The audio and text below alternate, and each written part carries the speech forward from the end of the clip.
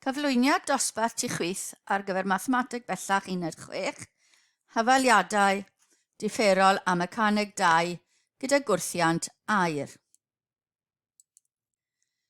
Modeli gyda gwrthiant aer, nid oes yna ddull rhwydd i ddarganfod y gwrthiant aer sy'n weithredol ar wrthrych, mae i gyd yn dibynnu ar siap y gwrthrych a'r bianedd. Mae modeli mathemategol syml fel arfer yn tybio bod gan wrthiant aer maint sy'n mewn cyfrannedd â sgwâr y bianedd, fel arfer. Mae gwrthiant aer yn gweithredu'n ddirgroes i gyfeiriad y cyflymder. Enghraifft gyntaf. Mae carreg mas 0.4 kg yn cwmpo o ddisymudedd a mae gwrthiant aer maint 0.112 V, nid V sgwâr, Newton, lle V yw cyflymder yn weithredol arno. Darganfyddwch bianedd maximum y garreg, maint, mynegiad ar gyfer cyflymder V ar amser T, a mynegiad ar gyfer dadleoliad y garreg X ar amser T, a wedyn lluniwch graffiau cyflymder amser a dadleoliad amser ar gyfer y mudiad. Felly, gosod y sefyllfa i fyny. T yn 0, mae'r gwrthrych yn cwmpo, mae'r garreg yn cwmpo o ddisymudedd, a ar ôl amser T, mae y pellter X o le mae wedi cael ei ollwng. Felly mae fe'n mynd yn y cyfeiriad lawr yn positif, a mae A yn mynd i fod yn dv dt, achos ni angen bianedd maximum ar gyfer y garreg. Mae mas lluosi disgyrchiant yw'r pwysau sy'n tynnu fe lawr, felly 0.4 G, a gwrthiant aer yn tynnu fe nôl. Felly gosod i fyny hafaliad ail deddf Newton, felly mae 0.4 G yn tynnu fe lawr, minus 0.112 V yn tynnu fe nôl, yn hafalu mas lluosi a defnyddio dv dt fel A.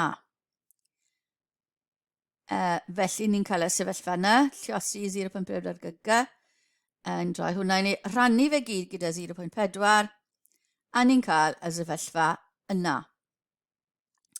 Ni angen bianedd maximum, neu'r cyflymder maximum, felly byddwn ni angen bod dv dt yn 0. Cyflymder maximum, differiad y cyflymder bydde yn 0. Felly gosod dv dt yn 0 yn yr hafaliad, a ni'n cael bod V yn dod yn 35 metr yr eiliad. Rhan B, ni angen mynegiad ar gyfer V yn nhermau T. Felly dyna'r sefyllfa sydd gyda ni. Ni'n gallu datrys hwn gyda gwahanu'r newidyn neu dull ffactor integri. Ni'n mynd i wneud e gyda gwahanu'r newidyn, felly cymryd yr holl ochr dde, rhannu fe, holl ochr chwith, rhannu fe draw'r ochr dde, gadael ni dy 1 ar ochr chwith, integri'r ddau ochr gyda dt, felly mae'r ochr dde yn mynd i ganslo i fod yn nhermau dv. Integri fe gyda dv. Integri'r ochr chwith, ni'n cael t, un cysonyn i'r ddau ochr. ln, un dros mynegiad sydd gyda ni, felly ln y mynegiad, rhannu dy differiad y bracet, a ni'n cael y mynegiad yna ar yr ochr dde. Ar y dechrau, oedd V yn 0, felly mae pan mae T yn 0, T yn 0, mae V yn 0, felly mae C yn mynd i fod yn hafalu minus 1 dros 0.28 ln 9.8. Felly mae mynegiad ni yn hafaliad cyffredinol ni yn dod yn hwn. Ni angen V allan o hwnna.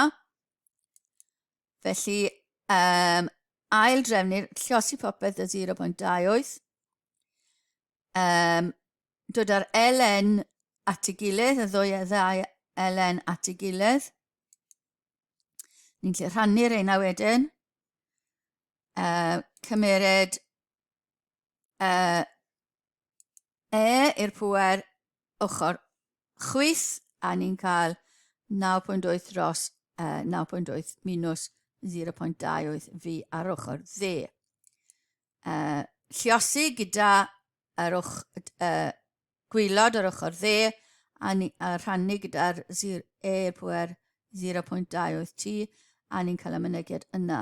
Ni angen fi o hyd, felly ni'n gallu mynd ar E lan fel E pŵer minus 0.28, fi wedyn ni newid ochrau, felly mae fi yn mynd i fynd o'r ochr hyn, mae'r 9.8 E pŵer minus 0.28 t yn mynd o'r ochr chwith, swap y ochrau, a ni'n cael sefyllfa yna. Rannu dy 0.28,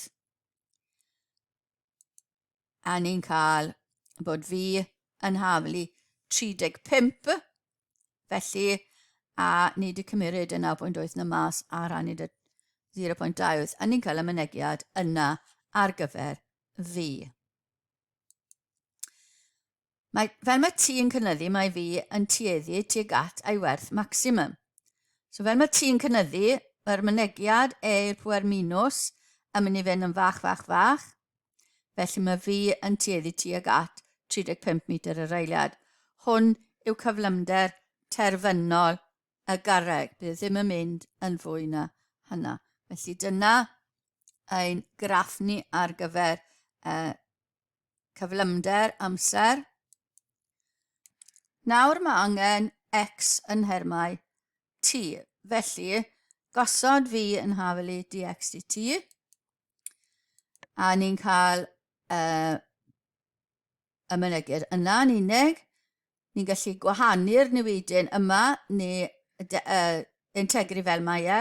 Felly integru dx dt yn rhoi x i ni, integru'r ochr dde yn rhoi 35 t i ni, a minus 35 lliosi e i'r pŵer minus 0.28 t, rhannu dy differiad hwnna sy'n minus 0.28 plus gosonyn. Tacluso, a ni'n cael 125 e i'r pŵer minus 0.28 t. Felly ni'n gwybod ar y dechrau, o t yn 0, oedd x yn 0, felly ni'n gallu gosod y ffeithiau yna mewn, a mae c yn dod yn minus 125. Felly, nôl yn yr hafaliad, mae x yn hafelu 35 t minus 125 plus 125 e i'r pŵer minus 0.28 t. Felly mae gyda ni fan hyn x yn amser t yn bodloni bod 35 t minus 125 rhwng x a 35 t. A fel bod t yn mynd yn fwy a fwy a fwy, mae y term yma yn mynd i ddiflannu, a mae gyda ni x yn hafelu 35 t minus 125. Graff hwnna mynd i edrych fel, felly mae fe'n cynyddu a tueddu tuag at y 35 t minus 125 llinell yn y diwedd. Enghraifft 2.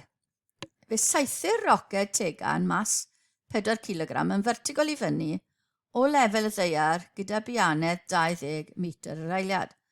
Pan mae ganddo fianedd fi, mae'n profi gwrthiant aer maint 0.8 fi sgwâr Newton. Darganfyddwch uchder maximum y roced, y bianedd sydd gan y roced pan mae'n taro llawr, a gwaith sy'n cael ei wneud yn erbyn gwrthiant aer yn ystod y mudiad.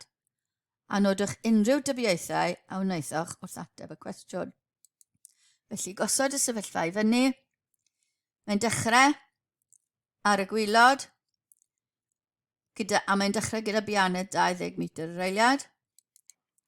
Ar amser t, mae'r roced i fyny x metr uwchben lefel y ddaear ac yn mynd gyda biannedd V. I ddarganfod uchder maximum mae angen mynegiad yn cysylltu dadleoliad a chyflymder, felly defnyddio V dv dx ar gyfer y cyflymiad. Felly dyna ni. Mae pwysau, sef mas lluosig yn tynnu fe nôl lawr. Hefyd, mae gwrthiant aer 0.8 V sgwar yn tynnu fe lawr. Felly, pan mae'n dod i ddisymudedd, mae gyda ni uchder H. Defnyddio lan fel positif, ail deddf Newton, felly minus 4G, minus 0.8 V sgwar yn haflu 4A. V dv dx yn lle A, a rhannu dy 4. A ni'n cael minus 9.8 sef G, minus 0.2 V sgwar yn haflu V dv dx. Tynnu 0.2 allan o'r ochr chwith, a ni'n cael y bracet yna. Ni'n cadw y minus 0.2 yna, rhannu gyda y bracet fel bod ni'n gwahanu'r newidyn. Mae gyda ni modau cychwynnol hefyd, mae rhaid i ni ystyried. Felly, gwahanu'r newidyn, rhannu dy'r bracet yr ochr dde, felly mae V rhannu 49 plus V sgwar dyn ni. Mae differiad y gwylod bron ar y top, mae angen 2 V yn ni, felly bydd integri yr ochr dde yn mynd yn hanner ln y gwylod. Ochr chwith yn mynd yn minus 0.2x plus 1 cysonyn rhwng y ddau. Ni'n differu'r ochr chwith gyda x a'r ochr dde wedyn gyda V. Integri fi'n meddwl. Felly, defnyddio'r amodau cychwynnol, gosod x yn 0, V yn 20, a mae gyda ni bod c yn haflu hanner ln 449 wedyn ni. V sgwar yn 400.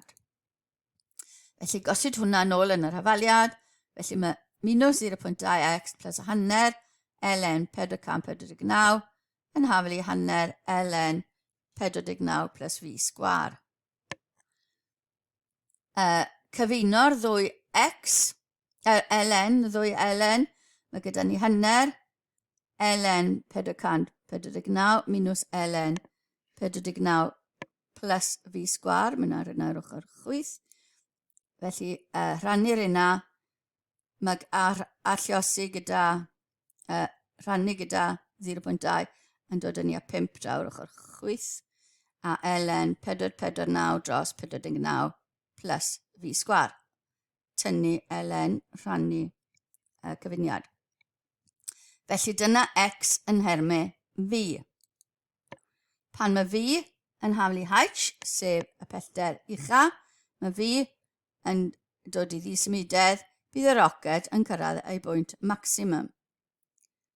Felly, V yn 0, mae ln 449 dros 449 dyn ni, a hwnna tua 5.538 metr. Rhan B, y biannau sydd gan y roced pan mae'n taro'r llawr. Felly mae wedi dod i ddisymudedd.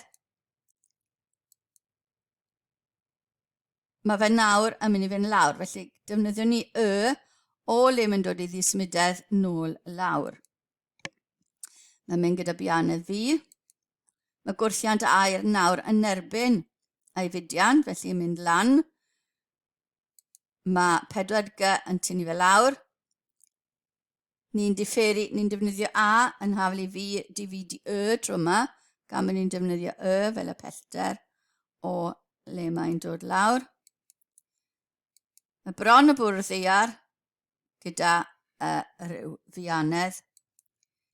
Felly defnyddio ail deddf Newton a gosod y sefyllfa i fyny lawr sy'n positif. Felly mae 4G yn tynnu fe lawr, minus 0.8 V sgwar yn tynnu fe nôl yn haflu 4A. A nawr yw V dv d y. Ni wedi rhannu gyda 4 hefyd. Felly ni'n gallu tynnu 0.2 mas, gwahanu'r newidyn, defnyddio'r amodau cychwynnol, a ni'n cael bod 0.2 yn haflu V rhannu da'r bracet o'r ochr chwith. Felly eto, mae'r ochr dde, nawr mae bron differiad y gwaelod ar y top, lle llosi a rhannu dy 2, felly hanner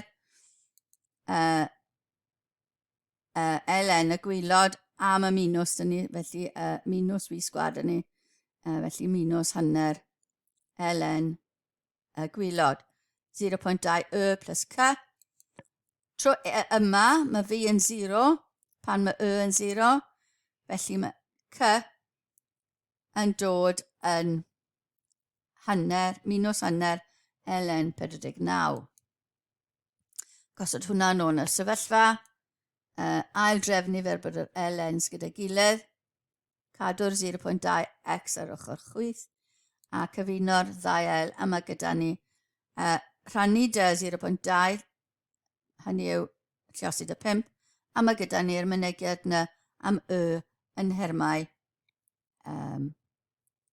V. Ni angen beth sy'n digwydd i V pam mae'r pellter bron yn bwrw'r llawr, hynny yw bron yn H. Felly, ni'n gwybod bod H yn hafel i y peth yna o'r tro cyn ni, y mynegiad yna, o rhan A. Ni angen V, felly mae 5/2 ln a 5/2 ln, felly mae'r ddwy fraced yn hafel iddi gilydd. Mae 49 minus V sgwar yn mynd i llosi'r ochr chwith, rhannu gyda'r ochr dde, a ni'n cael y sefyllfa yna. V sgwar yn mynd i ddod yn 49 minus a 49 sgwar rhannu 4/9, a ni'n cael bod V tua 6.607 metr yr eiliad fel mae yn bwrw'r llawr. Y gwaith sy'n cael ei wneud yn erbyn y gwrthiant aer yw colled yn egni cinetig yn ystod mudiad y roced. Felly, egni cinetig, y ddoi, fel mae fe'n gadael y ddaear, a fel mae fe'n dod nôl i'r ddaear.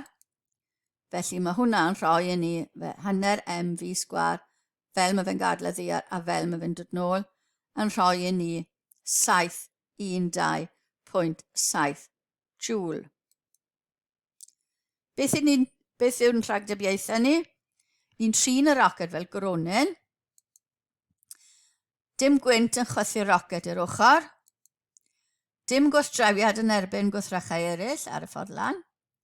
A dyna ddiwedd ein cyflwyniad ar gyfer hafaliadau differol gyda mecaneg a gwrthiant aer.